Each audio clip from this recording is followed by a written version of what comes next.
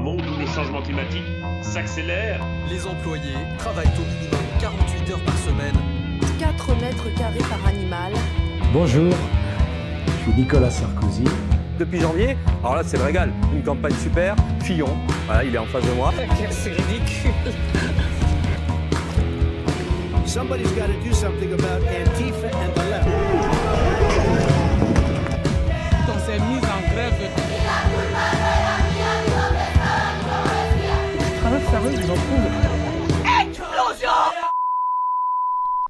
Explosion, bien sûr. Bien le bonjour à toutes et à tous. Et bonjour à Shane Morris. Bonjour à toi. Bonjour tout le monde. Merci beaucoup d'avoir accepté mon invitation pour venir parler de l'ouvrage collectif que tu as écrit avec Gwenola Ricordo et Joël Charby qui s'appelle Brique par brique, mur par mur, une histoire de l'abolitionnisme pénal. Je ne l'ai pas à côté de moi là, donc je ne peux pas le montrer. Mais si vous faites un point d'exclamation interview, ah bah il est là, impeccable, trop bien, encore mieux. Si vous faites un point d'exclamation interview dans le chat, normalement vous avez un lien vers l'éditeur, la page de l'éditeur avec le bouquin si ça vous intéresse. Tu travailles depuis toi quelques années dans le cadre de ta thèse sur la question de l'abolitionnisme pénal en Europe et de son histoire. Peut-être pour que tu te présentes et pour parler de ton parcours, comment on en arrive à écrire un bouquin avec Ricordo et Charby sur l'abolitionnisme pénal. Dans quoi ça s'inscrit toi dans ton parcours? Alors d'abord, merci beaucoup pour l'invitation. Moi, depuis le début des années 2010, quand j'étudiais l'histoire, la science politique à l'université, j'ai milité aussi pendant des années au GENEPI, qui était l'association étudiante, une des plus grosses associations étudiantes, avec des étudiants et des étudiantes qui intervenaient en détention et qui faisaient de la sensibilisation sur ces sujets-là, qui intervenaient dans l'espace public. D'ailleurs, comme Joël, en fait, il a été pendant des années, mais quelques années auparavant. Et donc, par exemple, dans cette association, il y avait une rhétorique dans toutes les années 2010 latente, assez abolitionniste, qui me séduisait instinctivement, mais qui était assez creuse aussi en même temps, parce qu'on n'avait pas beaucoup le temps, je trouve, de poser et de vraiment analyser un peu la question plus en profondeur. Dans ce cadre-là, j'avais déjà vu Gwenola qui intervenait dans certains week-ends sur les questions de l'abolition, etc. Et donc moi, je m'étais dit après le master, si j'ai l'occasion de pouvoir travailler là-dessus plus en profondeur, parce que je savais qu'il y avait eu beaucoup de choses qui avaient été faites à l'étranger, je me consacrerai à cette question-là. Et donc assez naturellement, au début, avant de commencer ma thèse, j'ai contacté Joël et Gwenola parce qu'ils avaient déjà écrit sur ce sujet-là. Et c'est comme ça qu'on s'est rencontrés. Et très rapidement, au début de ma thèse, donc sur, comme tu l'as dit, l'histoire de l'abolitionnisme pénal en Europe, Gwenola a proposé au début. Je crois que c'était juste avant le Covid ou 2020, comme ça, début de l'année 2020, de ce projet de livre qui a mûri longtemps. Et puis en plus, avec le Covid et tout ce que ça a entraîné en termes de conséquences, on a mis plus de temps que prévu à le faire et à le publier. Mais donc voilà, on l'a bien mûri pendant quelques années et il est là depuis mai. Oui, il est sorti depuis mai dernier. Vous avez présenté. Gwenola Ricordo était passé chez un camarade chez l'Antistream sur Twitch également. Vous en avez parlé aussi en physique. Vous avez pu en parler en physique dans certaines villes en France. Peut-être qu'on va rentrer un peu pour rentrer. Il y a plein de gens d'ailleurs dans le chat qui te disent bonjour. Ça peut être sur la wishlist de Noël. Oui, ça peut être une belle idée pour introduire un ou une proche à l'abolitionnisme pénal comme cadeau de Noël. Et justement, pour parler d'abolitionnisme pénal, vous dites dans votre introduction un truc qui m'a vachement plu. L'abolitionnisme pénal a souvent été qualifié de simpliste ou utopiste, détruire les prisons, etc. Or, les abolitionnistes ont justement souligné que c'est le recours à l'enfermement qui est simpliste et que le système pénal repose sur une vision essentiellement utopiste du crime et de la société. Voilà, j'aime beaucoup ce retournement de la question, de dire non, en fait, c'est la prison qui est la réponse simple. Est-ce que tu pourrais nous expliquer rapidement ce qu'est l'abolitionnisme à travers cette question-là et pourquoi penser l'abolitionnisme, c'est finalement prendre au sérieux les questions de conflits, de violence dans nos sociétés? Ouais. Euh, alors, si vous voulez, d'abord, peut-être que je donne 2 secondes la définition de ce qu'est le système pénal pour les personnes qui ne seraient pas bien au fait de ce que c'est. D'abord, le système pénal, c'est ce qu'on définit généralement comme la chaîne qui part de la police. Donc, c'est une des grosses missions de la police, c'est du pénal, mais ça ne relève pas que du pénal. Ensuite, vous avez les tribunaux. Et ensuite, vous avez l'administration pénitentiaire, où dedans, souvent, l'institution qu'on connaît le mieux, c'est la prison, mais il y a tout un tas d'autres peines qui peuvent être délivrées comme ça. Et donc, la prison, je ne sais pas si vous avez lu, par exemple, Michel Foucault, Surveiller et punir, parce que en France, c'est un peu toujours la rêve qui ressort sur ces questions-là, un peu quand on cherche à avoir des trucs un peu critiques, qui est un peu daté maintenant, mais donc quand on lit par exemple Michel Foucault, on sait que la prison moderne, donc la prison comme peine, c'est assez récent historiquement, ça date du 19e siècle en fait. C'est après les Lumières, après cette sorte de révolution de vision de l'être humain et puis cette promotion de l'égalité dans la société qui fait que on va pas faire comme dans l'Ancien Régime où selon la classe sociale ou de l'ordre duquel on vient, on aura une peine différente. Et donc, la prison, ça naît vraiment au 19e et ça se développe tout au long du 19e et 20e siècle en France, mais aussi dans d'autres pays. Et donc, dès ce siècle-là, en fait, comme le dit d'ailleurs Foucault dans son livre, il y a des gens qui ont voulu réformer la prison dès le début du 19e siècle, pour montrer qu'en fait, c'est à chaque fois un échec. Et lui, c'est pour ça que dans son livre, il dit carrément la réforme de la prison est contemporaine à sa création, et il dit elle en est comme les programmes. Et donc, dès le 19e, il y a aussi des gens qui ont contesté vivement cette façon de voir ce qu'on appelle le crime et de contester aussi les solutions qui sont apportées, en l'occurrence, par exemple, la prison. On peut penser notamment aux anarchistes, et on les cite un peu dans l'introduction du livre, parmi les plus connus et avec les critiques les plus acerbes de la prison, parce qu'ils sont passés aussi par la prison, et donc c'est par hasard. On a des Kropotkin, Emma Goldman, Enrico Malatesta ou encore aux Pays-Bas, par exemple, Clara Wishman. Et bon, nous, en fait, ce qu'on considère comme étant l'abolitionnisme, et on n'est pas les seuls, c'est un truc un peu plus systématique qui commence à partir des années 60-70, du XXe siècle pour le coup, parce que c'est vraiment un moment où ces critiques de la prison, vraiment fondamentales, donc qui vont remettre en question sa légitimité même et pas juste son fonctionnement, c'est un moment où ça va devenir de plus en plus systématique, à la fois dans le champ politique et militant et dans le champ académique, parce que les deux sont intimement liés en fait. On a le courant abolitionniste, il va se développer vraiment dans ces deux espaces en parallèle et via des individus qui seront à l'interstice de ces deux espaces. Et donc, le mouvement abolitionniste autour de l'abolitionnisme de la prison et du système pénal à partir des années 60-70, dans plusieurs pays en même temps, il va essayer justement de dépasser la critique réformiste de la prison, que je citais là, qui existait depuis le 19e siècle, pour dire la prison et le système pénal, en gros, on refuse la rationalité, on refuse les fonctions sociales et politiques qu'elles jouent dans la société, et finalement, comme je disais, leur légitimité même. Simplement parce qu'ils considèrent que c'est inefficace dans les fonctions qu'elles prétendent remplir, la dissuasion, la réinsertion, la sécurité, tout ça. C'est inopérant dans l'approche des situations, c'est-à-dire que ça ne permet même pas de comprendre ce qui se passe en termes de préjudice, et c'est inopérant aussi en termes de solutions apportées. Et enfin, bien sûr, c'est des institutions, en particulier la prison, qui sont destructrices à la fois pour les individus qui vont être pris dans les mailles du filet, et puis pour tous les proches en fait qui sont autour d'eux, et pour des communautés entières finalement sur des décennies et des décennies.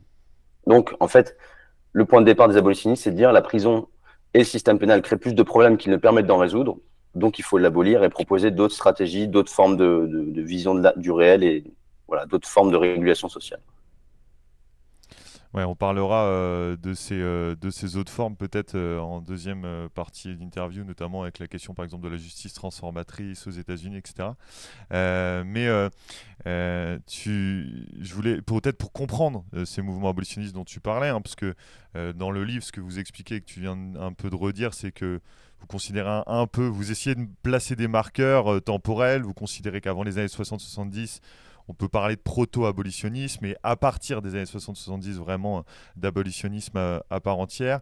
On pourrait peut-être prendre un exemple. Je t'en parlais juste avant là, de parler de l'Italie. Dans les fins des années 60-70, dans les prisons italiennes, il y a déjà une contestation. Et en fin des années 60, début 70, se rencontrent des prisonniers, disons, de droit commun et des prisonniers politiques, notamment enfermés pour leur position et leurs revendications d'extrême gauche, vont se rencontrer et vont échanger et vont faire valoir des positions abolitionnistes qui vont donner des révoltes impressionnantes, notamment en 72-73, qui va vraiment être le pic des révoltes dans les prisons italiennes dans les années 70. Est-ce que tu peux nous expliquer peut-être le contexte et la manière là où, en prenant cet exemple de l'Italie, comment dont ces révoltes s'organisent, parce qu'on pourra peut-être élargir après, mais c'est intéressant de voir cette rencontre et cette organisation là de l'abolitionnisme de fait par les actions, etc. Ouais. Alors juste juste avant de parler spécifiquement d'Italie, je recadre le contexte très général de cette époque-là et ce qui fait que c'est assez inédit en termes de mouvement politique. Quand on dit que l'abolitionnisme naît dans les années 60-70, c'est aussi qu'il y a vraiment une dynamique politique toute nouvelle qui se fait jour. C'est-à-dire que à ce moment-là, on a ce qu'on connaît assez bien en général, ce qu'on a décrit dans plein de pays sous l'expression des années 68, donc qui peuvent, selon les pays, s'étaler du milieu des années 60, voire du début des années 60, jusque dans certains pays au début des années 80. Donc tout un mouvement, tout un contexte de radicalisation politique, de naissance de plein de mouvements qu'on a pu appeler sectoriaux et qui essayent de départir un petit peu des mouvements, par exemple marxistes ou ouvriers traditionnels, qui vont chercher d'autres sujets politiques, d'autres sujets révolutionnaires. Et donc là, on est vraiment dedans, en fait, dans cette période-là, parce qu'en fait, au-delà de ces années 68 et ce contexte de radicalisation politique générale, on a un truc qui est pour le coup qui est moins connu, mais qui est dans énormément de pays et qui est massif et inédit par son ampleur, c'est des mouvements de prisonniers un peu partout. Donc une sorte de mouvement dialectique, en fait, parce qu'il y a des mouvements de prisonniers plus ou moins massifs selon les pays qui se révoltent. C'est-à-dire qu'ils vont faire des mutineries, des grèves de la faim, des refus de travail, ça va monter jusque sur les toits, ça va parfois cramer des bâtiments entiers. Et à l'extérieur des prisons, et ça c'est ça qui est inédit en fait, parce qu'il y a toujours eu depuis le 19e siècle, il y a des mutineries, mais là elles sont massives parce qu'il y a des gens qui les soutiennent à l'extérieur.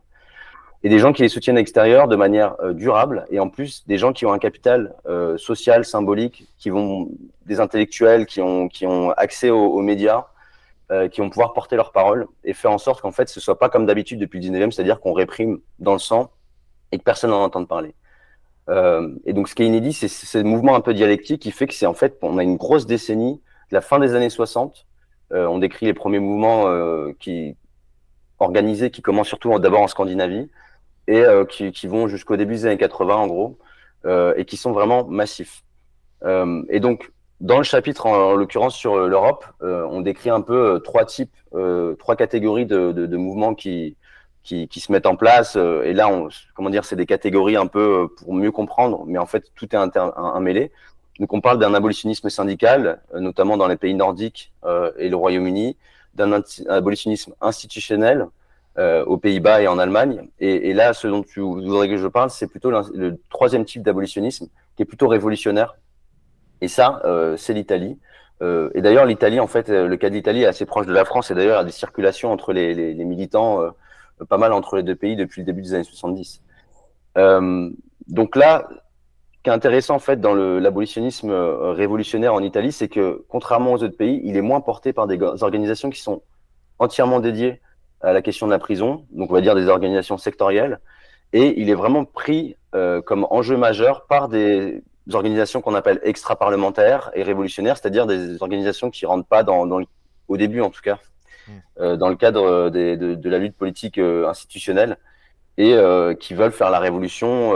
Surtout que là, il y a une sorte de dynamique typique de ces années-là où, comme le sujet révolutionnaire n'est plus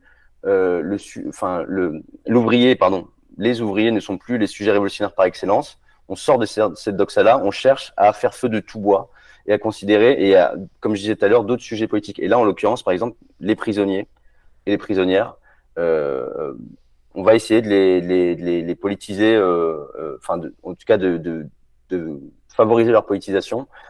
Et ça paraît un peu anodin de le dire comme ça aujourd'hui. En fait, il faut bien se rendre compte que l'orthodoxie marxiste depuis le 19e siècle, elle disait en gros que les prisonniers faisaient partie de la lie de la société, c'était le lumpenprolétariat qui en fait pouvait se retourner contre la classe ouvrière elle-même et qu'elle pouvait en fait servir de nervi pour les classes supérieures, et donc en fait était plutôt contre-révolutionnaire. Donc il y a une sorte de retournement qui se fait dans les années 60-70 dans plein de pays où justement on va se mettre à se départir de cette idée-là de prisonniers comme l'open prolétariat, et on va les prendre comme vraiment sujet politique, voire révolutionnaire. Et donc en Italie, comme je le disais, c'est des organisations révolutionnaires qui prennent en charge cette question de la prison.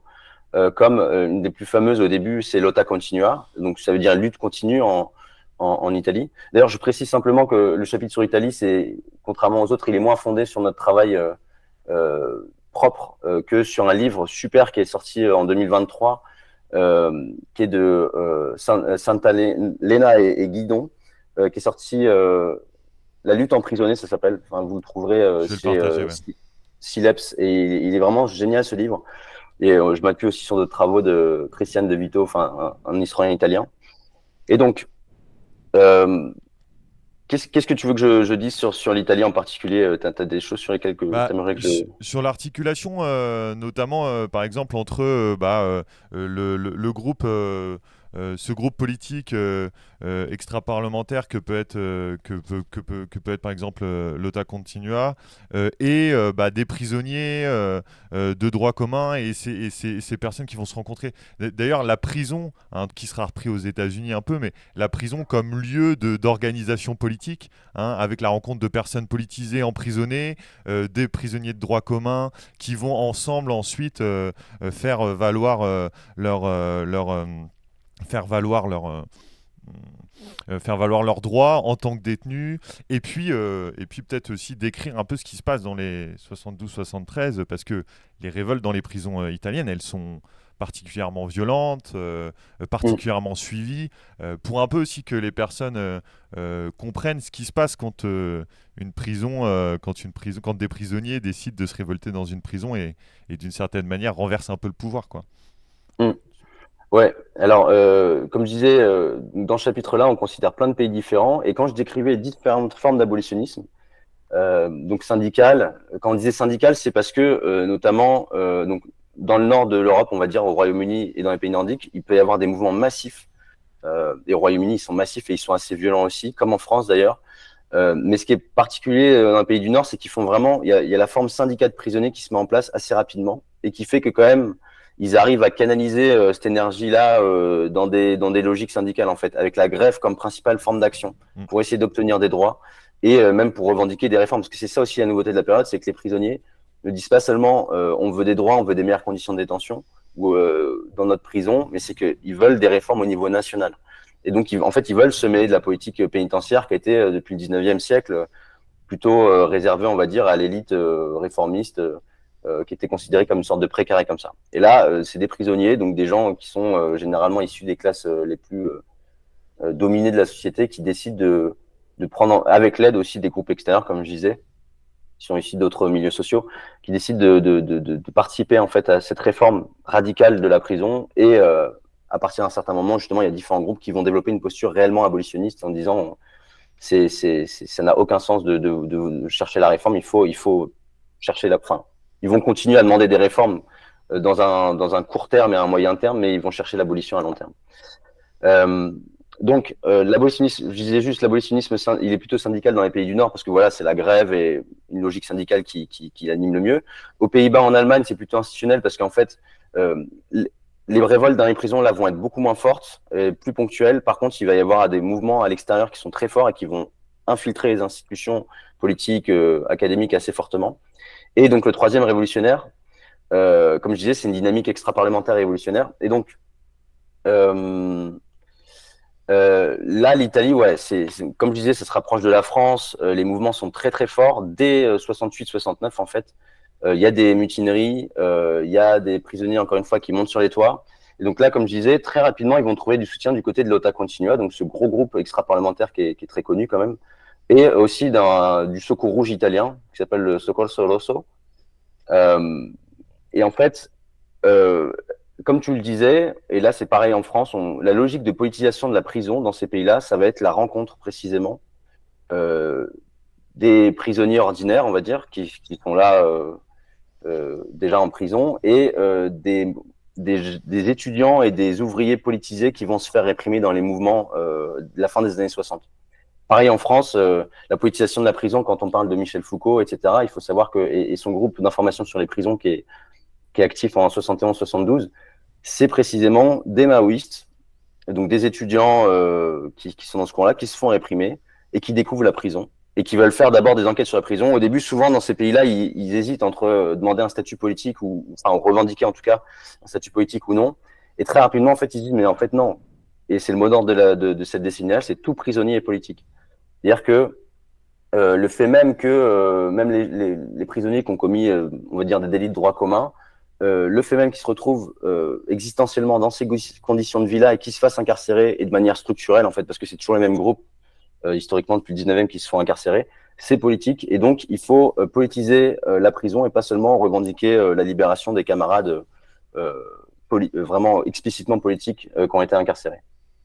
Et donc, ce qui est intéressant, c'est que dans cette rencontre, il va y avoir à la fois, on va dire, les gens des milieux politisés, plutôt souvent de classe moyenne ou classe populaire insérée, qui vont découvrir la prison, mais il va y avoir aussi les prisonniers qui vont arriver à avoir d'autres modes, qui vont découvrir des répertoires d'action politique, qui vont pouvoir être, on va leur structurer un peu plus leurs revendications et leur mode d'action. Pas pour dire, encore une fois, que la révolte des prisonniers et les révoltes massives qu'il y a en Italie et dans d'autres pays sont instigées par l'extérieur, mais qu'en fait, d'une certaine manière, il y a une fertilisation, comment on dit, tu sais, dans les deux sens, quoi. Ouais. Oui, ça a donné, oui, parce que ce que vous dites dans le bouquin aussi, c'est que en fait les militants qui vont arriver en prison vont repartir aussi avec des idées désinstitutionnelles, d'abolitionnisme, de prison, etc. Donc ça va aussi nourrir ces militants en termes politiques de se rendre compte de cette classe, de cette classe d'enfermés. Et moi, ce que je trouve intéressant, c'est que en effet, tu disais, il va y avoir ce discours-là en France, en Italie, sur la question de, en fait, toute personne enfermée l'est politiquement parce que c'est, et là on touche à quelque chose plus largement de l'abolitionnisme, de dire la criminalisation individualise les gens. En disant c'est son parcours, c'est sa faute, etc. Alors qu'en fait l'abolitionniste va dire non, les personnes font des actes dans des structures sociales qu'il faut questionner, le patriarcat, le racisme, etc. Et ça c'est le début de ces réflexions quand ces personnes-là vont se rencontrer, quand la question va sortir du marxisme ouvrier comme tu disais et va s'ouvrir à d'autres types de populations. Il y a vraiment ce truc-là qui se passe à ce moment-là, je trouve, qu'on voit bien là en tout cas. Ouais, totalement. C'est un moment de politisation en fait, de la question du crime entre guillemets et de la prison, enfin de repolitisation en tout cas, parce que effectivement, comme tu le dis, la logique même pénale, c'est une logique libérale par excellence en fait, issue de la Révolution. C'est une vision de l'être humain plus ou moins libre, qui est responsable de ses actes. Et qui oblitère en fait totalement depuis le début la responsabilité sociale, les structures qui font que les individus se retrouvent comme ça par exemple en prison ou dans les mailles du système pénal. Parce que comme je le disais depuis tout à l'heure, et ça c'est un truc qu'on retrouve dans tous les pays, et donc c'est ce qui émerge beaucoup en plus dans ces années-là, quand je disais qu'il y a les mouvements qui sont dans le champ politique, mais aussi dans le milieu académique, c'est-à-dire que déjà c'est un moment où les années 68 où il n'y a pas une différence aussi nette. Comment dire, on revendique de casser la barrière entre ce qu'on appelle la science et la politique, parce qu'en fait c'est aussi un coup de force idéologique d'essayer de le faire. Et donc ils vont dire, eux ils vont analyser précisément, plein de sociologues vont essayer de voir c'est quoi le droit, il dit ça, mais c'est quoi la réalité, c'est quoi la réalité des condamnations au niveau du système pénal, c'est quoi la réalité des gens qui sont incarcérés, qui vont faire plein d'études qui vont encore plus donner du grain à moudre en fait pour les mouvements militants, pour porter leur cause. Et donc, ce dont on se rend compte encore une fois depuis le 19e et dans la plupart des pays, enfin dans tous les pays, c'est que les gens qui sont criminalisés et qui après, a fortiori, sont incarcérés, en fait, c'est les gens des classes populaires et même des classes populaires les moins insérées, les plus dominées socialement. Donc, ça peut pas juste être une logique de les criminels, entre guillemets, c'est les personnes qui font quelque chose juste de mal. À partir du moment où on se rend compte qu'il y a une sélectivité pénale, que c'est socialement inégalement réparti, c'est qu'il y a des logiques sociales qui sont profondes. Et donc, il faut repositionner cette question-là pour comprendre pourquoi ces gens-là se retrouvent en prison et pas d'autres. Et ouais, je sais plus, tu voulais que je continue sur l'Italie ou pas? Non, mais on a compris plein de choses et je trouve que de toute façon d'avant, c'est pas grave si enfin, moi, l'Italie, je te posais cette question-là, mais en effet, je trouve que parler Italie et France, c'est aussi intéressant. Il y a une autre question, si on veut parler plus de l'Europe, et là, tu peux choisir si tu veux un peu où te situer, mais il y a une autre question qui va traverser le mouvement abolitionniste européen, cette espèce de, comment dire, d'affrontement ou entre une vision réformiste et versus une vision beaucoup plus abolitionniste, destruction du système pénal dans son ensemble, etc. Ou en tout cas de la prison d'abord, puis du système pénal. Comment, et peut-être là parler des pays scandinaves qui sont aujourd'hui réputés pour avoir fait des réformes, plutôt d'avoir une approche réformiste, etc., de la criminalité, tout ça avec des guillemets bien sûr. Comment ça traverse ce mouvement abolitionniste, cet affrontement qui a en plus, la semaine dernière on parlait des sabotages et on voyait qu'il y avait des questions réformistes versus des questions révolutionnaires qui se posaient. Bon là, dans la question de l'abolitionnisme, comment cette question de la réforme versus révolution quasiment, en tout cas abolition du système pénal, va traverser ce mouvement. Ouais. En fait, il y a une tension. En fait, comme je disais, à partir de la fin des années 60 et début des années 70, il y a tout un tas d'organisations dans plein de pays en même temps, sans forcément se concerter. Après, il y a aussi des circulations au fur et à mesure du temps, mais qui naissent pour demander d'abord une réforme radicale de la prison. Et la perspective abolitionniste, comme on essaie de le montrer dans le livre, elle est le mieux formulée et de manière le plus systématique d'abord en Norvège et dans les pays scandinaves qui sont autour, parce qu'ils sont tous très liés pour le coup au niveau militant, au niveau académique, au niveau politique.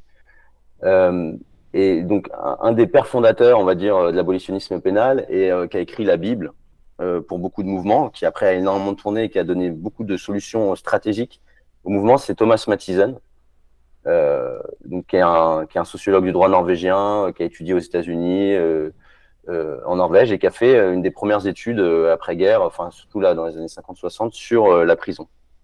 Et lui, ce dont il se rend compte, c'est que la solidarité entre les prisonniers, il n'y a rien de moins évident, quoi. Et que du coup, parce qu'en fait, tout est fait en prison pour qu'on ne soit pas solidaire et qu'on ne puisse pas s'organiser politiquement.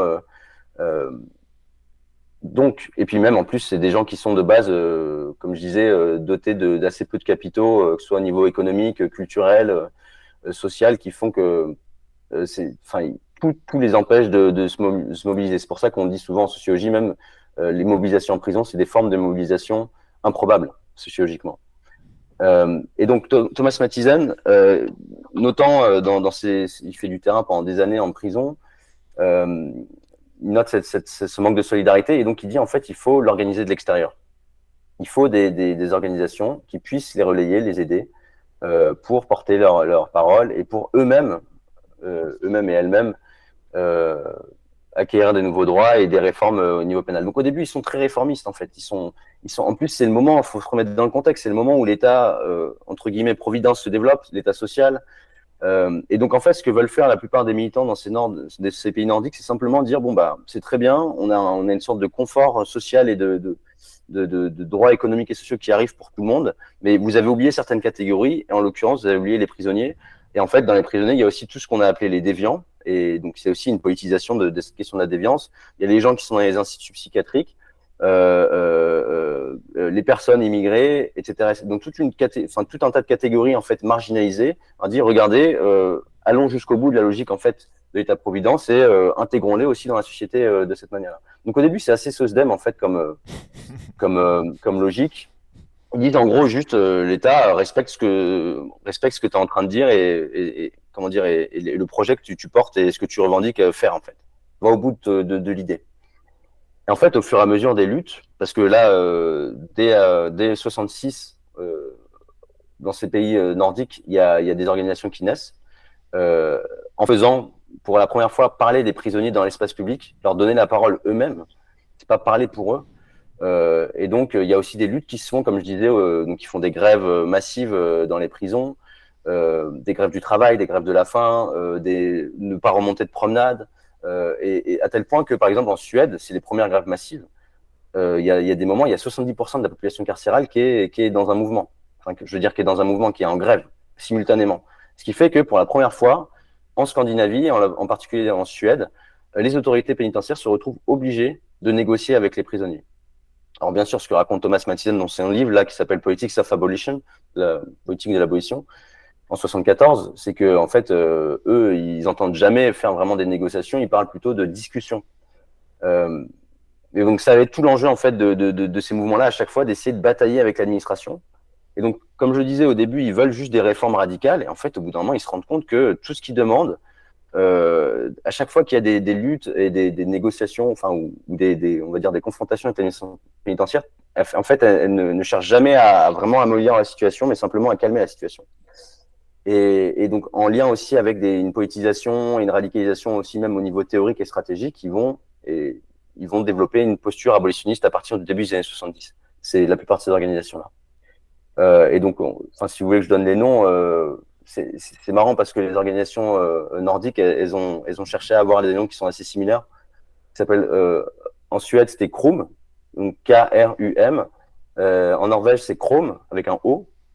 Et au Danemark et en Finlande, vous aviez KRIM, K-R-I-M. Et donc, toutes portaient le même truc. Et chaque année, elles faisaient des conférences ensemble pour discuter stratégie, mais aussi tout simplement analyse de ce qu'on appelle la criminalité et puis des solutions qu'on pourrait apporter autres que la prison. Je sais plus, c'était quoi ta question là-bas? Je me suis un peu. Non, mais si, si tu parlais justement de cette tension qu'il y a eu entre des débuts avec des revendications réformistes, et puis ces revendications réformistes qui se sont heurtées à l'impossibilité d'une réforme radicale de la prison, qui se sont tournées pour une partie en tout cas vers des revendications beaucoup plus radicales, c'est-à-dire d'abolition, d'abord de la prison puis du système pénal. Donc tu es revenu un peu là-dessus. Je sais pas si tu veux compléter peut-être pour l'arrivée jusqu'à l'abolitionnisme, enfin, jusqu'à dire en fait on ne peut que lutter pour l'abolitionnisme, on peut pas lutter à l'intérieur des prisons. Ce que tu disais, ils ont essayé je sais pas moi, d'organiser une espèce de démocratie interne à la prison, de faire donner la parole aux prisonniers, etc. Et en fait, on s'est assez vite rendu compte que tout ça était très bien récupéré par l'État et que ça changeait pas grand-chose à la question globale, quoi. Ouais. Alors, c'est là où je voulais en venir, en fait, j'avais zappé. Mais c'est que je parlais de Thomas Mathiesen parce que lui, donc ce sociologue du droit norvégien, et comme je le disais, sociologue à l'université, et en même temps, il a engagé, c'est un des fondateurs et des principales figures jusqu'à sa mort en 2021 de ce mouvement KROM, donc en lien avec les prisonniers. Donc c'est des orgas mixtes, il y a des prisonniers dedans, il y a des intellectuels, il y a des juristes de très haut niveau même dans ces pays-là, des étudiants, il y a tout en fait. Et donc lui, il a été très influent parce qu'en fait, sur la base de son expérience politique directe avec KROM, et même KRUM, parce qu'en fait, il est invité dans les négociations et tout en Suède, il y va, il suit tout ce qui se passe. Il écrit ce livre-là, Politics of Abolition, qui est en fait une compilation de différents essais qu'il a fait, et qui donne des clés stratégiques à plein de mouvements dans les années 70, et jusqu'à aujourd'hui en fait. Et lui, là où il va réussir à dénouer le nœud de cette tension entre réforme et abolition, mais qui est en fait la même chose que réforme et révolution depuis le 19e siècle, c'est de forger un certain nombre de concepts qui vont aider et orienter la pratique des organisations. Dans les années 60, il y a un truc qui tourne énormément dans plein de pays, aux États-Unis et tout, c'est André Gortz, sa distinction entre réforme réformiste et réforme non réformiste. En fait, Mathiesen, il va se baser sur cette conceptualisation en disant bon, c'est bien, c'est intéressant, mais en fait, dans les faits, ça ne nous aide pas plus à savoir à quel point telle réforme sera réformiste ou non, parce qu'en fait, parfois, c'est sur le long terme qu'il s'avère qu'elle est réformiste et qu'elle renforce le système. Donc lui, il va forger un couple de concepts un petit peu différents, qui va être réforme positive et réforme négative. Et après, il appliquera d'ailleurs à beaucoup d'autres champs que la prison. Pour lui, c'est un truc qui peut s'appliquer à n'importe quel mouvement transformateur ou révolutionnaire. Donc, c'est dire encore une fois, on peut pas supprimer l'institution du jour au lendemain. On peut pas juste attendre le grand soir. Donc, comme d'autres révolutionnaires avant lui, il dit l'abolition, ça doit être un mélange de pragmatisme et d'utopisme. C'est-à-dire c'est un processus long et complexe qui va nécessiter de forger des objectifs de court, de moyen et de long terme. D'un point de vue stratégique, l'abolitionnisme s'oppose au réformisme, c'est-à-dire le courant de pensée qui pensera que la réforme fera que le système deviendra acceptable en lui-même, mais il ne s'oppose pas à la réforme. Donc l'abolitionnisme ne s'oppose pas à la réforme, mais enfin pas toujours, hein. Il y a des gens des abolitionnistes qui vont dire on ne veut pas de réforme du tout, mais la plupart des mouvements, en fait, ce qui se passe dans tous les pays, c'est qu'ils arrivent à développer une sorte de ligne de crête assez fine où ils vont dire on refuse le réformisme, mais par contre pas toutes les réformes. Et donc Mathisen, il va dire en gros, nous on veut bien des réformes, mais des réformes qui ne renforcent pas et ne relégitiment pas le système. C'est ce que lui appelle des réformes positives. Du coup, on veut des réformes négatives. Négatives au sens où on enlève au système. On le nie, en fait. On participe à le nier à chaque fois. Donc, c'est des réformes qui vont contribuer à son érosion, à son affaiblissement, à réduire ses ressources et sa légitimité. Et aussi, du coup, à élargir l'espace pour des réponses qui seront non carcérales, non pénales, aux différents préjudices interpersonnels qu'on peut avoir dans la vie. Donc, concrètement, ça a pris la forme en Norvège ils ont réussi à obtenir de l'abolition de différentes peines. Par exemple, il y avait des peines sur la question, et ça c'est un truc vraiment très 19e siècle, mais qu'on trouve dans plein de pays, sur tu sais, les personnes qui étaient alcoolisées dans l'espace public, qu'on appelait souvent vagabonds. En fait, c'était des sortes de SDF comme ça, et donc on les foutait dans des institutions de manière, en fait, sans temps vraiment. C'était pire qu'une peine de prison, en fait, parce que en fait, il n'y avait pas de date limite où tu allais sortir. Ça dépendait un peu, soi-disant, de comment comment tu avais été traité, entre guillemets. Et donc, ils ont réussi à obtenir l'abolition de ce genre de trucs-là, de prison pour jeunes, et après de différentes peines. Donc, en fait, encore une fois, éroder un petit peu petit à petit le système. Et concrètement, dans la plupart des pays, donc, cette distinction de réforme négative, réforme positive a beaucoup aidé beaucoup de mouvements. Et ça a fait qu'il y a beaucoup de groupes dans plein de pays qui ont fait des moratoires sur la construction de prisons, des politiques de décarcération, c'est-à-dire de libérer des prisonniers, dépénalisation, donc faire en sorte que une peine disparaisse et que ça ne devienne plus une peine. Enfin, vous voyez ce que c'est, par exemple, sur la question du cannabis, aujourd'hui en Allemagne. On dépénalise, ça change quand même énormément. C'est-à-dire qu'on ne peut pas criminaliser sur la base de, je sais pas, la possession, par exemple, de cannabis. C'est intéressant. Et on sait que... C'est intéressant parce que justement, il y a quelqu'un qui. Je rebondis juste parce qu'il y avait quelqu'un qui parlait de ça tout à l'heure dans le chat, parce que c'est vrai que par exemple, le cannabis est utilisé pas mal pour justifier, je sais pas moi, du contrôle faciès par la police, la criminalisation de toute une partie de la population. Donc voilà, je rebondis sur ça parce que là, tu réponds un peu à ce truc-là en disant ça. Mais excuse-moi, vas-y, je t'ai interrompu. Non, t'inquiète. En fait, en plus, il faut bien avoir à l'esprit, mais ça, peut-être, si vous voulez, je vous donnerai l'évolution historique un peu. Il y a des césures, hein, les années 80, c'est une césure, comme je dis, la plupart de ces mouvements-là, c'est un moment où l'horizon politique est encore très ouvert dans les années 60-70. Et à les années 80, il y a une sorte la plupart des pays occidentaux, en tout cas, il y a une chape de plomb qui se met dessus, qui fait que les stratégies, elles vont changer assez radicalement. Et la question de la drogue en particulier, faut bien voir que dans la plupart des pays depuis les années 80, la drogue est le driver essentiel de la criminalisation. C'est ce qui va faire qu'on va mettre énormément de gens en prison. Donc ouais, c'est pas du tout une question anodine. La question de la drogue, c'est essentiel, enfin, de la criminalisation de la drogue.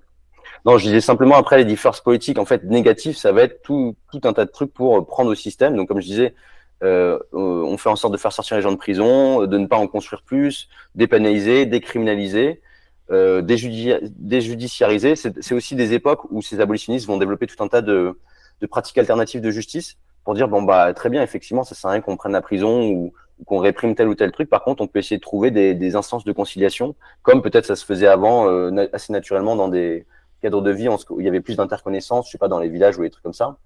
Donc, en fait, je sais pas, les conseils de voisinage, trucs comme ça. Il y a plein d'abolitionnistes qui mettent ça dans différents pays où les débuts de la justice qu'on a appelé réparatrice, restauratrice ou transformatrice un peu plus tard, c'est dans ces années-là, ces décennies, surtout à cheval entre les années 70 et 80 que ça va naître. Précisément pour dire, en fait, on veut enlever toutes ces matières à la prison, au système pénal, mais donc on va essayer de proposer d'autres formes de solutions pour ne pas que ça ait besoin de passer par ces instances-là. C'est super intéressant parce que là, on voit dans tout ce que tu as dit depuis le début de cette interview, le foisonnement d'idées, d'actions, etc., qu'il y a pu y avoir en Europe autour de ces questions abolitionnistes. peut-être je voulais aussi qu'on passe de l'autre côté de l'Atlantique et qu'on parle un peu des États-Unis, qu'on n'a pas encore trop évoqué, même si tu as commencé un peu à en parler. Il y a une question qu'on n'a pas encore, et que des personnes ont posé dans le chat d'ailleurs également, qu'on n'a pas encore évoquée et qui va s'imposer au mouvement abolitionniste qui va émerger dans les années 70 aux États-Unis, c'est la question raciale, de l'organisation des Black Panthers qui va prendre à corps la question abolitionniste aux recherches plus récentes dont vous parlez dans votre texte là, qui mettent en évidence une continuité historique entre le système esclavagiste et le système pénal. Comment cette question raciale traverse le mouvement abolitionniste états-unien et va, d'une certaine manière, en constituer un des principaux piliers de revendication, quoi. Comment ça s'organise peut-être là pour passer de l'autre côté. Ouais, c'est intéressant parce qu'en plus les États-Unis, effectivement, enfin en Europe globalement, dans cet âge d'or entre guillemets de l'abolitionnisme, la question raciale est assez largement absente, comme la question d'ailleurs du genre, alors qu'elle est beaucoup plus travaillée côté états-unien. Et donc, si vous voulez, aux États-Unis, il y a encore une fois des formes de proto-abolitionnisme aussi, comme j'avais cité en Europe, des années 20, mais dans les mêmes années qu'en Europe, en fait, parallèlement, des deux côtés de l'Atlantique, il y a des révoltes de prisonniers énormes. Les États-Unis, ils y échappent pas. Et en fait, le mouvement abolitionniste naît surtout aux États-Unis. Alors, effectivement, il y a les Black Panthers et tous ces mouvements-là, mais en fait, eux, ils vont bosser la question de la police, de la prison, mais sans développer vraiment une perspective systématiquement abolitionniste. C'est-à-dire que c'est pas leur intérêt du moment. Pour l'instant, ils essaient de construire, de se protéger d'abord de ces institutions répressives. Mais en fait, ils vont pas creuser à fond dans ce moment-là la question abolitionniste. Ceux qui vont vraiment le faire d'abord dans les années 60-70, c'est les Quakers. Je sais pas si vous voyez ce que c'est ce qu'on appelle la Société des Amis, donc qui sont des religieux protestants assez radicaux et qui étaient d'abord depuis des siècles contre l'esclavage, qui de manière assez marrante ont promu la prison au 19e siècle, mais parce que c'était aussi vu comme une avancée par rapport à ce qu'il pouvait y avoir comme régime punitif avant, c'est-à-dire des trucs plutôt basés sur les sévices ou la peine de mort ou des choses comme ça. Et donc, eux, les Quakers, ça va être vraiment le moteur dans les années 70 de la dynamique abolitionniste, dont les abolitionnistes, même actuels aux États-Unis, vont s'inspirer au début, y compris quand ils viennent des milieux de libération africaine-américaine comme Angela Davis, etc. Donc, en 71 et en 76, par exemple, ils sortent 2 livres importants. Il y en a un qui s'appelle Struggle for Justice, et l'autre qui s'appelle Instead of Prisons. Et ça va avoir une certaine influence. En plus, ces Quakers, ils vont avoir des liens directs avec les abolitionnistes européens. Et ce qui fait d'ailleurs que en fait, ces deux mouvements vont converger au début des années 80 en faisant une organisation internationale, une conférence internationale, comme ils disent, pour l'abolition de la prison. Donc voilà, au début, ces Quakers, ils arrivent, et donc même eux, qui sont plutôt des milieux blancs en général, vont avoir une vision très antiraciste en fait de cette question-là. En tout cas, ils vont voir, parce qu'aux États-Unis, c'est difficile de l'éviter. Enfin, c'est peut-être encore plus difficile de l'éviter que dans certains pays européens. Ils vont dénoncer le rôle de la prison dans la structure sociale et raciale inégalitaire aux États-Unis, et ils vont proposer des analyses, des stratégies et des pratiques pour essayer de réduire le pouvoir du système pénal et de proposer d'autres formes de solutions. Mais dans les mêmes années 70, comme je disais, il y a des révoltes énormes, des mobilisations de prisonniers énormes, et effectivement, il y a aussi tous les prisonniers politiques, la question des prisonniers politiques, de la lutte africaine-américaine qui va être hyper importante. On les cite un petit peu dans le livre, là, dans le chapitre 4. Les frères de Soledad, avec George Jackson, qui est une figure connue, Angela Davis, Assata Shakur, Mouamia Abu Jamal, qui est encore en prison et qui fait l'objet de mobilisations énormes depuis des décennies dans plein de pays du monde entier. Il y a aussi des syndicats de prisonniers qui se forment. Il y a aussi dans les années 70 une forme d'abolitionnisme féministe qui va se mettre en place. Donc vous voyez, la question raciale et la question de genre, elle se développe déjà assez très tôt aux États-Unis, plus qu'en Europe. Dans les années 80-90, mais ça c'est la même chose en Europe, les mouvements de prisonniers ils vont être plutôt en déclin. Les mouvements abolitionnistes vont se disperser. Mais ce qui est intéressant, c'est qu'au même moment où en Europe, vraiment, il y a le déclin et avec un non-retour, en tout cas dans les décennies juste après, dans les années 90, il y a un renouvellement de l'abolitionnisme C'est-à-dire qu'à un moment où en plus les États-Unis deviennent le pays qui incarcère le plus au monde, parce que des années 80 à 2010, il y a la population carcérale qui quintuple. Vous avez, ça devient le premier pays devant même des pays les plus autoritaires comme la Chine, la Russie, etc., en tout cas officiellement, qui incarcère le plus au monde. Et donc au moment où il y a ce qu'on a appelé cette incarcération de masse, il y a un renouvellement du mouvement abolitionniste avec une organisation en particulier, en 98, qui s'appelle Critical Resistance, donc résistance critique, qui est cofondée par Angela Davis, Ruth Wilson Gilmore et par d'autres personnes, et qui est d'abord basée en Californie et en fait qui va devenir la principale organisation du pays et qui va vraiment porter plein de politiques, tout ce que je disais tout à l'heure sur les luttes, on va dire, pour essayer d'éroder un peu le système pénal. Donc là, certes, c'est des luttes plus défensives parce qu'en fait, il y a une telle expansion du système pénal dans ces décennies-là que il n'est plus tellement question juste d'abolir. Là, il est question d'abord d'empêcher la pénalisation croissante, la criminalisation croissante, d'empêcher de construire des nouvelles prisons. Mais en tout cas, ça va devenir le groupe le plus important. Et après, il va y en avoir d'autres. Hein. Mais ce que je veux dire par là, c'est que peut-être que la plupart des gens qui écoutent là ont entendu parler peut-être de l'abolitionnisme au moment de l'année 2020, des mouvements autour de la mort de George Floyd. Et ben en fait, on peut pas comprendre ce mot d'ordre qui devient de plus en plus populaire en 2020 si on comprend pas tout le travail qu'il y a de 2 décennies et même d'avant des organisations abolitionnistes comme Critical Resistance pour porter ces mots d'ordre, porter ces stratégies et après qu'elles se déplacent de la prison à la police. Voilà. Oui, puis même si on veut comprendre ce qui se passe en 2020, il faut aussi voir que, par exemple, Black Lives Matter, c'est pas 2020, c'est en fait les années 2010 que ça se met en place, etc. Et en effet, il y a quelque chose. C'est vrai que je m'étais pas fait la réflexion en lisant le bouquin, mais il y a une différence entre ce que tu viens de dire, quoi, des États-Unis où il y a une lutte qui reste un peu vivante dans les années 90, 2000, 2010, alors qu'en Europe, voilà, il n'y a qu'en 2010 où il y a un retour dans les années 2010 qui est un retour de la question policière avec des mouvements comme les Gilets jaunes, avec des organisations qui vont commencer aussi à dénoncer la militarisation de la police, etc.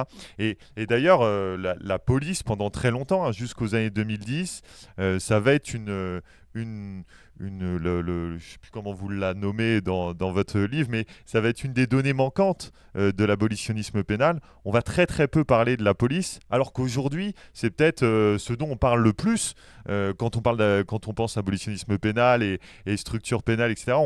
C'est de la police dont on parle le plus aujourd'hui, que ce soit en France ou aux États-Unis,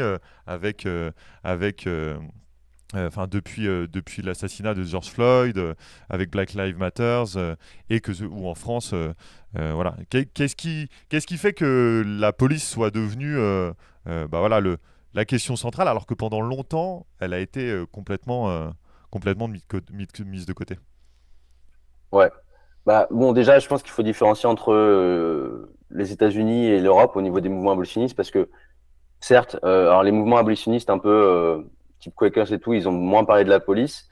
Mais par contre, dès les années 60, on a on a le Black Panther Party avec son slogan Police the Police qui va être très important. Et donc, l'antagonisme avec la police et l'autonomie des communautés noires et d'autres communautés d'ailleurs, ça va être hyper important aussi dès ce moment-là et même avant. Hein. Enfin, je veux dire, la plupart des communautés marginalisées et même en Europe depuis le 19e parce que je dis depuis le 19e parce que c'est à ce moment-là qu'il y a une police un peu telle qu'on la connaît aujourd'hui qui se développe progressivement. Mais il y a toujours une méfiance de la police en soi. Mais c'est vrai que le mouvement abolitionniste, il se développe d'abord autour de ce cœur qu'est la prison. Ensuite, progressivement, ce qu'on note, c'est que ça élargit au système pénal dans son ensemble. Donc, comme je disais tout à l'heure, la chaîne. Mais en fait, la chaîne, mais sans considérer réellement la police en tant qu'institution en elle-même. C'est-à-dire que les abolitionnistes, même les plus radicaux européens des années 70-80, ils vont dire, en fait, il faut abolir la mission pénale de la police, mais pas la police en elle-même. Donc ça paraît assez inconcevable, en fait, je pense, pour beaucoup de gens, tout simplement parce que la police, aujourd'hui, encore aujourd'hui et dans plein de pays, c'est une institution qui prend 1 million de fonctions qui n'ont rien à voir les uns avec les autres. Et la fonction pénale, la fonction de répression de la criminalité, c'en est juste une parmi d'autres.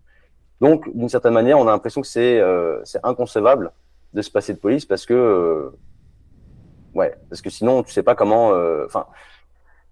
tu saurais pas comment remplacer toutes ces fonctions diverses et variées, très hétérogènes. Ce qui fait que ça arrive beaucoup dans les années 2010, enfin que ce mot d'ordre revient, c'est que, comme je disais, c'est que la stratégie abolitionniste qui était appliquée sur la question de la prison depuis plusieurs décennies et qui était assez populaire dans les milieux militants aux États-Unis va se déplacer sur la question de la police.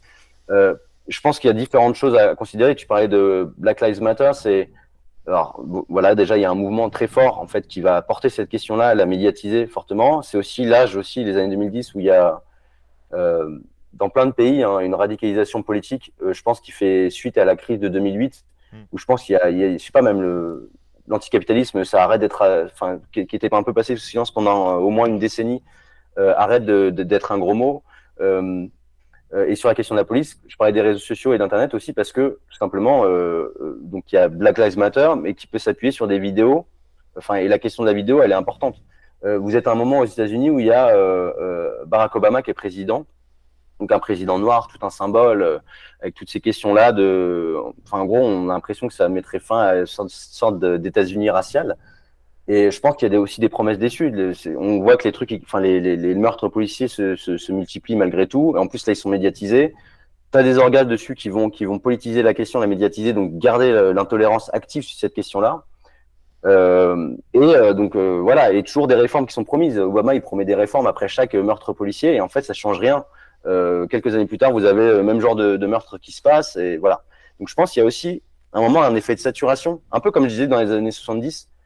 Des mouvements sur la question de la prison, où à un moment ils disent bon, on fait des négociations, soi-disant négociations, au final à chaque fois on se fait récupérer ou alors on se fait exclure du champ de la raison. Enfin, tout est fait en fait pour que rien ne change d'une certaine manière. Donc je pense que c'est un peu la même dynamique qu'il y a dans cette question-là sur la police aux États-Unis, c'est qu'au bout d'un moment ils deviennent plus offensifs. Et puis il y a des gens aussi qui depuis des années aux États-Unis portaient cette question d'abolition de la police.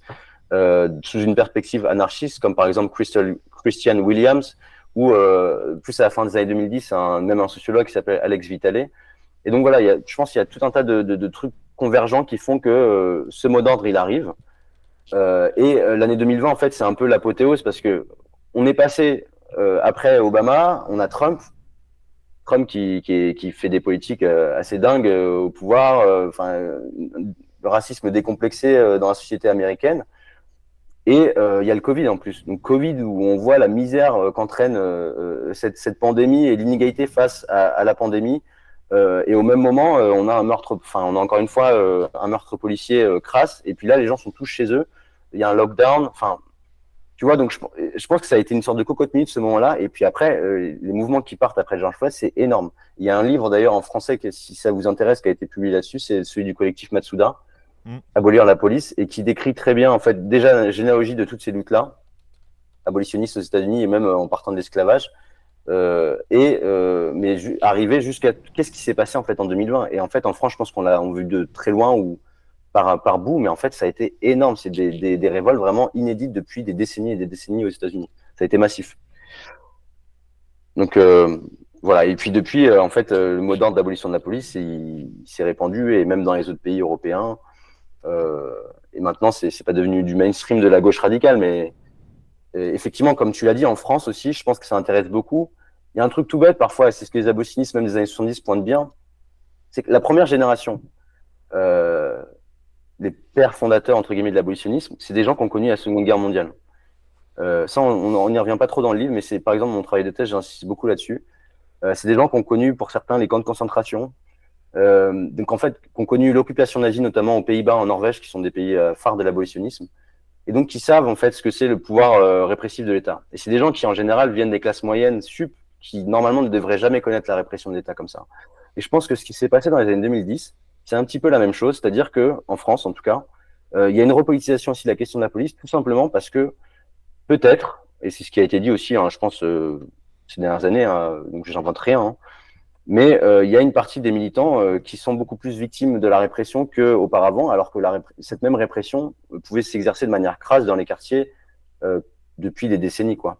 Donc je pense qu'il y a aussi un côté identification. Une fois que il y avait le compagnon de Michel Foucault, qui est mort il y a quelques années, Daniel Defer, qui était un des fondateurs aussi du groupe d'information sur la prison, qui disait en gros, les bourgeois donc pris au sens large, hein, s'intéressent à la prison seulement quand ils en sont les victimes eux-mêmes.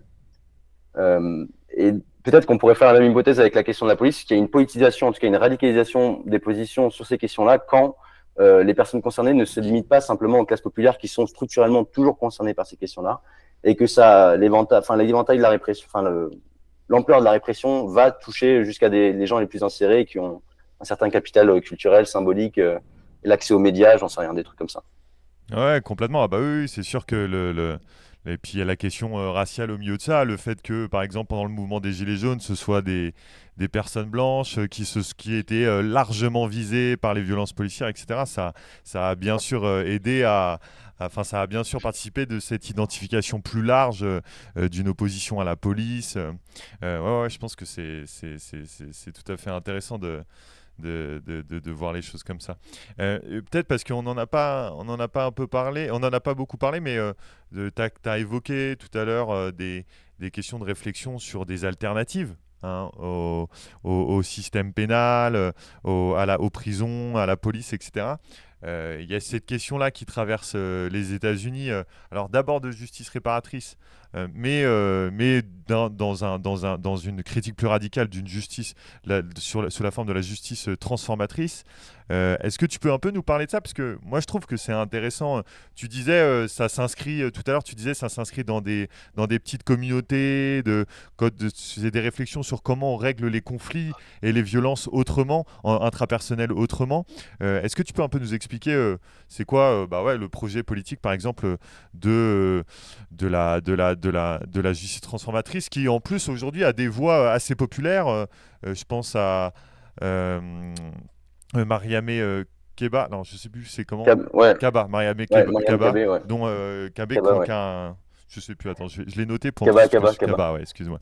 Mariamé Kaba, voilà, qui a un livre d'ailleurs que je l'ai pas à côté de moi, mais dont j'ai lu des parties aussi, qui est sorti en France, qui a été traduit en français, de plein de ces textes là, qui est sorti très récemment cet hiver, je crois. Il y a plein de choses. Bon, est-ce que tu peux nous parler un peu, voilà, déjà du projet politique de la justice transformatrice, qui est en plus super vivant aux États-Unis encore en ce moment, quoi. Est-ce que avant je peux faire un tout petit point sur ce que je pense que c'est nécessaire pour avoir une vision un peu d'ensemble sur d'abord résumer très rapidement l'analyse abolitionniste qui fait qu'après on propose tel ou tel type de solution. Ouais, bien sûr, vas-y, oui, complètement. Ouais, parce que j'ai mentionné un certain nombre de choses, mais juste pour que les auditeurs et les auditrices aient une vision assez claire de ce que c'est que d'abord, les abolitionnistes, comme je disais, ils vont partir du principe que la prison et le système pénal, et après d'autres formes d'institutions, posent plus de problèmes qu'elles n'en résolvent. Mais concrètement, en fait, ce qu'ils vont dire, c'est que d'abord, les institutions du système pénal sont inefficaces et inopérantes. C'est-à-dire qu'elles échouent à atteindre leurs propres objectifs. Souvent, les principales qu'on cite, ça va être la dissuasion, la réhabilitation, ou la réinsertion, ce qu'on appelle aujourd'hui la réinsertion. Ça, toutes les études montrent en fait que c'est des arguments assez fallacieux parce que ça marche pas comme ça dans les faits. La protection de la société, sachant que le système pénal, donc encore une fois de la police à la prison, ces institutions-là ne traitent qu'une partie infinitésimale de ce qu'on appelle crime, donc ce qui pourrait être potentiellement criminalisé. C'est pas satisfaisant, donc on peut pas parler de protection dans la société parce qu'en fait, de fait, l'essentiel de la société fonctionne sans système pénal en permanence et les gens. La question de la neutralisation. Ça, c'est peut-être le truc, parce que c'est aussi une des fonctions invoquées souvent par la prison. Ça, c'est peut-être le truc qui marche le mieux. C'est-à-dire qu'une fois qu'on a quelqu'un qui est enfermé, il peut pas faire quoi que ce soit a priori, jusqu'à ce qu'il sorte. Mais comme dit souvent Angela Davis, les prisons, ça fait disparaître les êtres humains, mais pas les problèmes sociaux. Donc en fait, c'est pareil, la neutralisation, c'est de courte vue. Et plus fondamentalement, en fait, ce qui est intéressant dans le courant abolitionniste, c'est qu'ils vont avoir une critique même de l'approche que va avoir le système pénal. On en parlait tout à l'heure, de la vision qui est portée, c'est-à-dire d'un individu un peu qui a un libre arbitre, qui est responsable à 100% en fait de ce qu'il fait quasiment, même si le droit pénal au 19e a un petit peu, inventé des catégories du genre la circonstance atténuante, etc. Mais globalement, le système pénal ignore totalement en fait les déterminations sociales, structurelles qui font qu'un individu va se retrouver à commettre tel acte et ensuite, voilà. Donc, un des trucs fondamentaux chez les abolitionnistes, ça va être de critiquer cette rationalité pénale et notamment la catégorie qui est en son fondement même, c'est-à-dire le crime.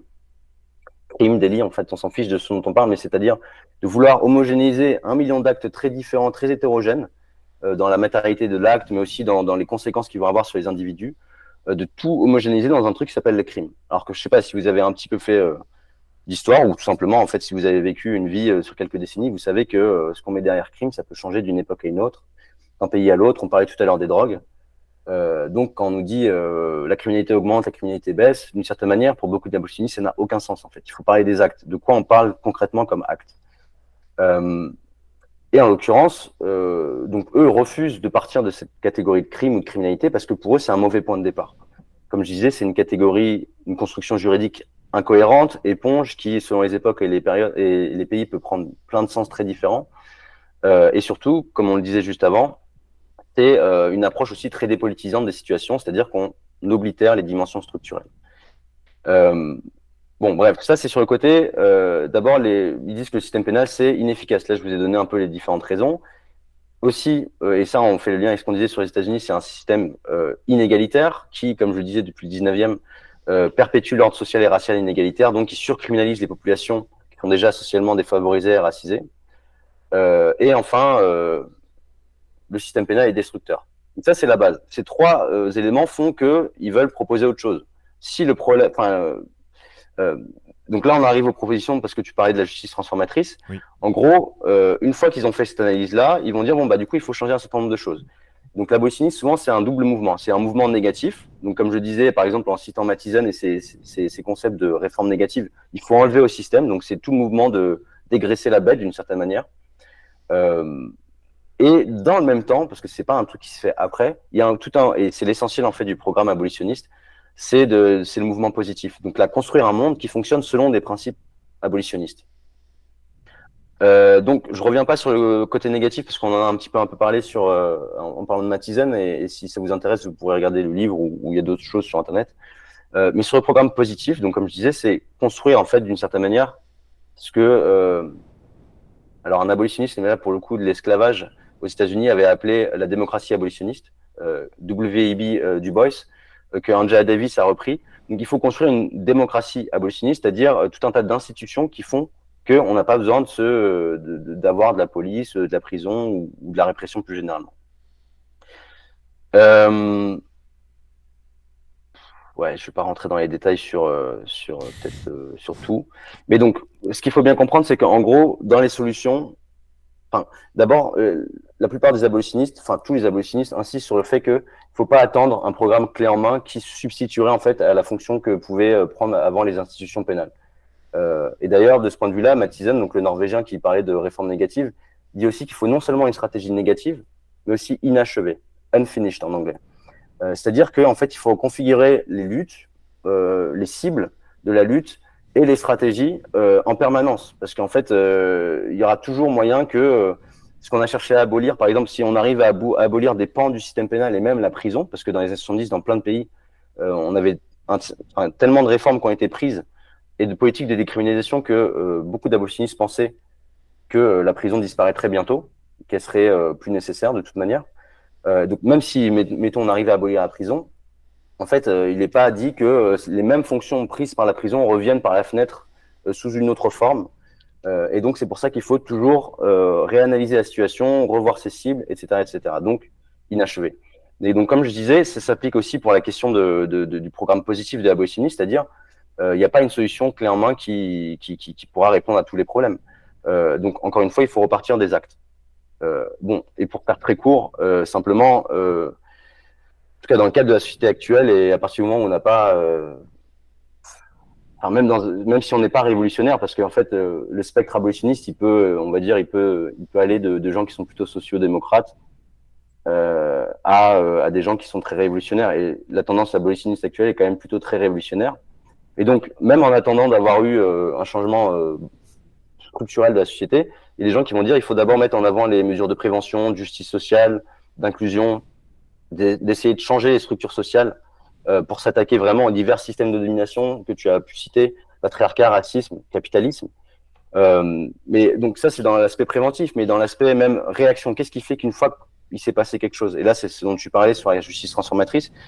Comme je disais depuis les années 80, donc les abolitionnistes dans différents pays ont cherché à promouvoir d'autres formes de régulation sociale. Donc une fois qu'il s'est passé quelque chose, qu'est-ce qu'on fait? Et donc ils ont développé ce qu'on a pu appeler des modes de contrôle positifs, collectifs et décentralisés souvent, qui sont pas orientés vers la punition de l'acteur, et essayer d'ailleurs d'incarner toute une responsabilité dans un individu, mais vraiment qui sont plus orientés vers la réparation, la conciliation et l'émancipation des individus. Pour essayer de comprendre d'abord vraiment pourquoi l'acte dommageable qu'on aimerait bien éviter ou à l'avenir s'est passé, pourquoi ça s'est produit, essayer de comprendre tous les niveaux tous les niveaux d'explication en fait de cet acte-là, parce que c'est jamais juste une question individuelle. Et donc c'est pareil. Là, les exemples les plus marquants, je pense qu'ils parleront à le plus de monde, c'est la question du viol.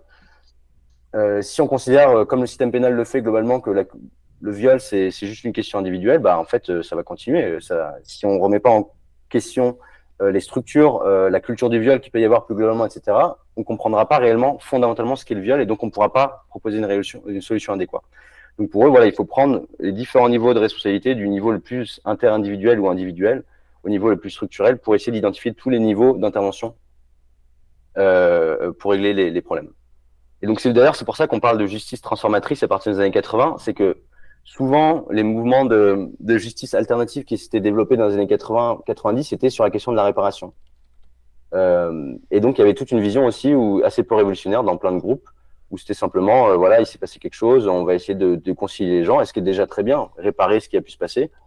Mais ce qui est intéressant, c'est qu'à partir de la fin des années 90, notamment avec quelqu'un qui s'appelle Ruth Morris au Canada, enfin qui est aux États-Unis, au Canada, elle va développer la justice transformatrice en disant, en fait, souvent la situation, elle se passe dans des contextes qu'on n'a pas envie de réparer précisément, parce qu'en fait, quand on parle de la question du viol, c'est pas juste une question de réparation, il faut transformer les structures sociales pour qu'on puisse éviter à l'avenir d'avoir ce genre de truc-là. Donc, transformatrice, c'est-à-dire qu'on va avoir les mêmes genres d'approches, conciliatoires, impliquer les communautés, les gens autour, et pas simplement les individus. Mais en plus, on va chercher, encore une fois, à intervenir à tout un tas de niveaux pour pouvoir, à tous les niveaux, empêcher les actes néfastes, qu'on appelle crimes ou autres, de survenir. Non mais ouais, juste pour résumer ce que tu disais et que tu as pris avec l'exemple, par exemple, de la causalité entre patriarcat et questions autour du viol. Il y a le livre évidemment de Ricardo aussi qui parle beaucoup de ça, qui s'appelle Pour elle toutes, qui est vraiment très intéressant sur ces questions-là, parce qu'en plus ça va être une question, ça va être un truc utilisé par Ricardo, je l'entendais dire, en plus quand tu es une femme qui parle d'abolitionnisme, un mec conservateur va tout de suite venir te dire, et alors, la question des violeurs, etc. Bon. Donc ça va être quelque chose qui va être utilisé en plus contre l'abolitionnisme. Donc c'est intéressant que tu en parles, et je pense que si vous voulez vous poser des questions là-dessus, c'est vraiment intéressant d'aller lire le livre de Gwenola là-dessus. Ouais, elle a fait une super synthèse sur ces questions-là. Et d'ailleurs, à la fin du livre aussi, là, de celui-là, on a fait... C'était l'idée de Gwenola de faire une FAQ, donc une foire aux questions, avec les principales... Parce que le livre est quand même assez historique. Le but pour nous, c'était de donner un premier essai d'histoire un peu générale de l'abolitionnisme et de son développement, surtout en Europe occidentale et Amérique du Nord, parce que c'est là que c'est développé de manière plus systématique, mais aussi en considérant un peu d'autres espaces. Et à la fin, quand même, pour répondre aux questions des gens, on a listé un certain nombre de questions qui reviennent tout le temps. C'est-à-dire qui sont... Alors, juste pour vous donner les questions, il y a la première, c'est pourquoi vouloir abolir le système pénal alors qu'on pourrait l'améliorer par des réformes. Et donc, toutes ces questions-là, on répond de manière très succincte, sans notes, sans rien, parce que le but, c'est vraiment d'avoir une sorte de kit de réponses pour les gens qui seraient intéressés, ou des réponses très rapides, en fait, pour avoir la logique générale un peu des réponses, et qu'après, ils puissent se reporter au livre ou à d'autres livres pour aller un peu plus en profondeur. La deuxième question, c'est que faire des meurtriers et des personnes dangereuses? Ça, c'est pareil, c'est une des premières questions qu'on a en permanence directement. Troisième question, c'est que faire des violeurs? Donc là, ça reprend la thématique directe du livre de Gwenola de 2019, Pour elle toutes. Ensuite, l'abolition du système pénal ne favoriserait-elle pas l'avènement d'une société où régnerait la loi du plus fort? Donc ça a l'air un peu compliqué comme ça, mais ouais. Donc là, ça peut à la fois être en mode, ça va être l'homme est un loup pour l'homme. Enfin, ça va être le vigilantisme permanent, ou alors dans les versions les plus progressistes, ça va être les dominants. Enfin, c'est des critiques de gauche qui vont être. Vous n'avez pas peur que les dominants du coup n'aient rien qui puisse les empêcher leur domination. Enfin bref, on répond rapidement à ça. Et ensuite, les deux dernières questions, c'est quelle alternative au système pénal? Ça revient tout le temps aussi. Et la dernière, l'abolitionnisme n'est-il pas irréaliste et utopique? Et ça, c'est un truc dont tu parlais au début. Là, on y répond aussi de manière très succincte. Ouais, d'ailleurs c'est assez cool parce que je pense que c'est aussi des en lisant cette FAQ, je me disais c'est aussi cool parce que ça peut vous donner des armes de discussion. Notamment, on faisait la blague au début du stream, si vous écoutez, enfin au début de l'interview, si vous offrez ce bouquin-là, si vous offrez le bouquin Une histoire de l'abolitionnisme pénal à quelqu'un, bon bah vous pouvez lui répondre, vous pouvez lui dire d'aller lire la FAQ en premier si elle veut comprendre certains trucs, parce que c'est vrai que voilà, il y a ces réflexes un peu conservateurs que ont beaucoup de personnes face à ces questions-là, qui sont traitées de manière très très concise. Et bon, après, évidemment, si on veut aller plus loin, il faut lire le reste du bouquin et puis lire d'autres livres sur les questions abolitionnistes, parce que c'est ce que tu disais, il y a plein de manières de penser les choses autrement, il y a plein de manières, enfin c'est une question qui en vient en percuter tellement d'autres que bah, on peut malheureusement pas avoir de réponse clé en main, comme tu disais tout à l'heure, sur la question de bah, qu'est-ce qu'on fait, qu'est-ce que c'est l'abolitionnisme pénal, etc. Et d'une certaine manière, heureusement que l'abolitionnisme pénal n'apporte pas une réponse aussi simple que ah bah les gens sont méchants, on va les mettre en prison parce que non, c'est pas comme ça que ça fonctionne, et que c'est bien plus complexe. C'est un peu, les gens ils se moquent de moi parce que je fais des sciences sociales ici, et la réponse de c'est un peu plus complexe que ça, c'est toujours les gens ils se moquent de moi parce que je dis souvent ça, c'est un peu plus complexe que ça. Et à la fois, parfois, c'est pas complexe du tout, hein. Non, Enfin, c'est je veux vrai. dire, quand tu te radicalises un peu politiquement, tu te rends compte à quel point, je sais pas, moi, pareil, au début des études en sciences sociales, j'étais très, tu sais, en plus, tu sors un peu du lycée, en mode dialectique, Ouais. dissertation, oui, non, après, dépassement, les trucs comme ça, et après, t'arrives, donc tu découvres tout est complexe, et en fait, plus tu fais de la sociologie, plus tu découvres qu'il y a plein de choses qui sont, dans le schéma général, pas très, très complexes, quoi. Oui, Enfin, il y a des articulations qui sont assez redondantes, ouais, ça c'est clair et net. ouais. Bon bah il est quelle heure là? 10h13. Peut-être juste une dernière chose. Ah ouais, si, je voulais vraiment te poser une question sur une dernière chose, parce que en plus nous c'est des choses sur lesquelles j'essaye de faire des interviews, de parler de ces sujets. J'ai une militante anti-psychiatrie qui vient souvent sur le chat, souvent dans le chat et puis sur le stream pour discuter de ces choses-là. Ce qui est intéressant, moi je trouve, avec le mouvement abolitionniste, c'est que dès les années 60-70, en fait, comme c'est un mouvement qui est influencé notamment par le travail de sociologues américains, comme sur la sociologie de la défiance comme Baker, ou sur l'institution totale comme Goffman, c'est le militantisme abolitionniste, il va se construire aussi en allant identifier d'autres groupes de personnes que les prisonniers dans des prisons, mais aussi donc du coup des personnes psychiatrisées et enfermées dans des instituts psychiatriques, les personnes considérées comme droguées, plus largement. Alors je ne sais pas si c'est le cas dans les années 70, mais aujourd'hui il y a la question du validisme qui rentre aussi. Voilà. Est-ce que tu peux peut-être, pour ouvrir aussi, parce que ça c'est une des manières dont vous ouvrez dans votre livre, sur des perspectives, je sais pas moi, intersectionnelles, on pourrait dire, du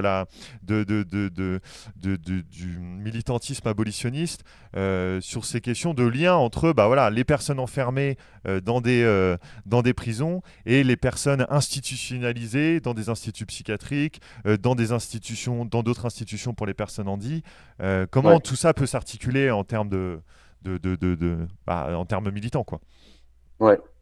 C'est marrant parce que, enfin, la question, en l'occurrence, je sais pas, des hôpitaux psychiatriques, par exemple, ça a été certainement celle qui a traversé tout le mouvement abolitionniste depuis le début, en tout cas un certain pan de l'abolitionnisme, parce que un des modèles des abolitionnistes, quand ils veulent abolir la prison dès la fin des années 60, ça va être l'antipsychiatrie, qui, elle, pour le coup, a été très active dès les années 50 et même avant. Et encore une fois, il faut pas oublier la généalogie avec la Seconde Guerre mondiale et tout ce qui a pu se passer avec comme prétexte le traitement, etc. Et après, les génocides, et ce qu'on a fait aussi aux personnes en situation de handicap pendant la Seconde Guerre mondiale. Donc, je pense que le terreau, c'est la Seconde Guerre mondiale, enfin, en tout cas, une sorte de radicalisation comme ça. Et en fait, dès les années 70, il y a plein de groupes qui se lient directement, comme tu l'as dit, et on le montre bien, je pense, dans le chapitre sur la France, le chapitre 2, où il y a le groupe principal abolitionniste des années 70, c'est le comité d'action des prisonniers qui naît d'abord dans le groupe d'information sur les prisons de Michel Foucault. Donc, un groupe uniquement de prisonniers, comité d'action des prisonniers, avec Serge Livrozet, Jacques Lesage de La Haye, notamment, et qui vont aussi fonder des mouvements à côté, notamment le mouvement Marge, donc des mouvements de marginaux ou de groupes marginalisés, et tous les groupes que tu as pu citer là, en fait, ils vont se retrouver là-dedans. Pour dire, en gros, en fait, on a les mêmes sortes d'oppression, on est tous marginalisés par ce système capitaliste, etc. Et donc, en fait, on va essayer de faire front ensemble, quoi. Et comme je disais aussi, pareil, sur la question dans les pays nordiques, cette mobilisation des prisonniers, elle va, comme je le disais, elle va se faire beaucoup dans le cadre d'une politisation de la déviance. Et donc, eux aussi, en Suède, en Norvège, etc., vont être liés à des groupes d'usagers de drogue, des groupes de personnes prostituées ou d'autres catégories. Et donc, sur la question, et c'est aussi très actuel, parce que dans le livre, à la fin, là, le chapitre 5, en fait, dans Penser l'abolitionnisme, on essaye de montrer les dynamiques actuelles de l'abolitionnisme. Ce qui est intéressant, c'est pas seulement que l'abolitionnisme, tout au cours de son histoire, il a élargi ses cibles, en lien aussi avec, on va dire, le développement de la répression tel qu'il s'est fait depuis 40-50 ans. C'est-à-dire qu'il n'est pas seulement passé de la prison au système pénal et aujourd'hui à la police et à différentes formes d'enfermement même qui ne sont pas pénales. Notamment, un des points les plus dynamiques de l'abolitionnisme aujourd'hui, c'est sur la question des frontières, des CRA, enfin ce qu'on appelle les CRA en France, les centres de rétention administrative. Mais c'est aussi que l'abolitionnisme, il a fait des alliances tout au long de son existence et encore aujourd'hui, en développant des nouveaux fronts en lien avec ces alliances. Donc dans les luttes antiracistes, féministes, dans les luttes avec les personnes en situation de handicap. Et donc dans le livre, on cite trois fronts en particulier: le genre et la sexualité, avec la question du féminisme carcéral ou anticarcéral, mais bon, là on n'a pas le temps d'y revenir. La deuxième, enfin il y a l'écologie aussi. Et le troisième, c'est ce dont tu parles maintenant, c'est la question du validisme et de la psychophobie. Et donc, comme je disais, depuis les années 70, on a des affinités entre lutte abolitionniste et lutte contre l'institutionnalisation dans des institutions psychiatriques. Et depuis les années 2010, il y a aussi un retour assez fort de ça, avec la question du validisme. Enfin, moi, en tout cas, quand je vois dans les sources des années 70, ils ne parlent pas encore de validisme, parce qu'il me semble que c'est quand même un concept qui est beaucoup plus récent. En France, je crois qu'il a été intégré que dans les années 2010, ouais. Zig Blanquer, ouais, je crois. Et donc, ça, c'est un des pôles les plus dynamiques de l'abolitionnisme aussi actuel, de voir les formes spécifiques de criminalisation qu'il peut y avoir des personnes handicapées. Et notamment le fait que, je crois que c'est aux États-Unis, au moins 32% des prisonniers ont au moins un type de handicap. Mais aussi dans la question, par exemple, on parlait de la police, et ça, en Allemagne, en France, je ne sais pas si c'est thématisé autant que ça, mais aux États-Unis, en Allemagne, c'est très thématisé. Énormément de personnes qui sont tuées par la police, c'est des gens qui sont en situation de détresse psychique ou psychiatrique. Et ça, c'est pareil. Donc, c'est essayer de lier toutes ces formes de criminalisation spécifiques des personnes qui peuvent être handicapées. Aussi de voir les réflexions, avoir des réflexions sur les rapports entre prison et hôpitaux psychiatriques. Depuis le 19e, il y a tout un tas de travaux qui montrent les vases communicants qu'il peut y avoir, etc. Comme souvent, on dit aujourd'hui, on n'a plus les moyens. Il y a de moins en moins de moyens par exemple, pour les hôpitaux psychiatriques ou pour des structures pour gérer ce genre de faits. Et donc, en fait, il y a beaucoup de gens qui ont des problèmes psychiatriques qui vont se retrouver en prison simplement. Donc, il y a eu et dans l'histoire et dans plein de pays, il y a des logiques assez fortes structurelles entre les institutions psychiatriques et carcérales. Donc voilà, dans le livre, on essaie de revenir un peu là-dessus, notamment en fin, avec les trucs qui sont développés aussi depuis les années 2000, ce qu'on a appelé en français la justice handi. En anglais, je crois que c'est disability justice, quelque chose comme ça. C'est ça, ouais. Voilà, ouais. Non, mais c'est vrai que c'était un peu pour ouvrir aussi, parce que je trouvais ça grave intéressant, parce que par exemple, sur la question du validisme et sur la question notamment de l'antipsychiatrie, de la psychiatrisation, ça marche tellement bien, psychiatrisation, criminalisation, parce que c'est exactement le même processus de responsabilisation individuelle qui va fonctionner là, et ça paraît assez évident a posteriori, mais je trouve ça trop bien que ce soit cristallisé dès les années 60-70. Ça paraît tellement évident qu'il y a des liens à faire entre ces différentes luttes, très clairement. Écoute, voilà, sauf si tu voulais ajouter quelque chose. Je pense qu'on a évidemment pas parler de tout, mais on a parlé de plein de choses ce matin. Tu nous as expliqué plein de trucs. Merci vraiment beaucoup d'être venu ce matin. Merci à toi pour l'invitation. C'est super de pouvoir en parler. Et si les personnes qui écoutent veulent lire, il y a le livre et il y a Gwenola aussi. Je pense qu'une bonne introduction aussi, même en termes thématiques, le livre que tu citais, Pour elles toutes, Femmes contre la prison de 2019 de Gwenola, il est aussi bien parce qu'il donne un aperçu très concret en fait du problème. Comme je le disais, l'abolitionnisme, c'est d'abord une analyse de comment le système pénal et la prison fonctionnent aujourd'hui, fonctionnent réellement en fait, et pas selon juste la manière dont ils justifient socialement. Et qu'est-ce qu'on pourrait proposer en autre, et en réinsérant aussi dans les structures plus générales, parce qu'encore une fois, on ne peut pas comprendre la question du crime, de la prison, si on ne considère pas tous les autres systèmes dans lesquels ces institutions sont emboîtées, tous les systèmes d'oppression et de domination. Donc si vous voulez lire un truc, je pense le livre de Gwenola qui est une bonne intro. Celui qu'on a fait là, c'est sur l'histoire des mouvements. Je pense que notre but, c'était de pouvoir aussi inspirer, parce que souvent, surtout dans les années 2010, tu vois, et puis dans la gauche radicale ou même dans les milieux conservateurs, les gens vont dire vous prenez des théories importées des campus américains, etc. Et en fait, là, le but, c'était de montrer que c'est une tradition qui est très vieille et qui a même commencé d'abord de manière plus systématique en Europe. Donc, de montrer dans les différents pays comment ça a pu se développer jusqu'à aujourd'hui. Voilà. Et puis, pour essayer d'inspirer les groupes actuels, parce qu'il y a comme une dynamique de l'abolitionnisme depuis des années en France, encore plus depuis 2020. Et George Floyd, que ce soit sur la question de l'abolition de la police, la question de la justice transformatrice, il y a beaucoup de groupes qui se développent, et je dis en France, mais dans tous les pays francophones, si vous nous écoutez aussi dans les autres, en Suisse, en Belgique par exemple, au Québec. Donc voilà. Puis si vous avez des questions précises, après, n'hésitez pas à nous contacter, ou moi à me contacter. Vous mettez notre nom sur Internet, il y a moyen de trouver un mail, je pense. Oui, clairement. Trop bien, merci encore. Il y a plein de gens dans le chat qui disent merci à vous pour l'échange, merci, c'était trop intéressant, etc. J'ai aussi partagé le bouquin là de Mariam Mekaba, si les États-Unis, si la question aux États-Unis vous intéresse, parce que en plus il est assez simple à lire, parce que c'est un amoncellement de plein de textes qu'elle a écrit, etc. Crève la tôle et crève l'écras, voilà. Dans le chat, ça dit merci à toi encore une fois d'être venu. Et puis à une prochaine. Je coupe le stream et je reviens dans 5 minutes. Salut. Salut.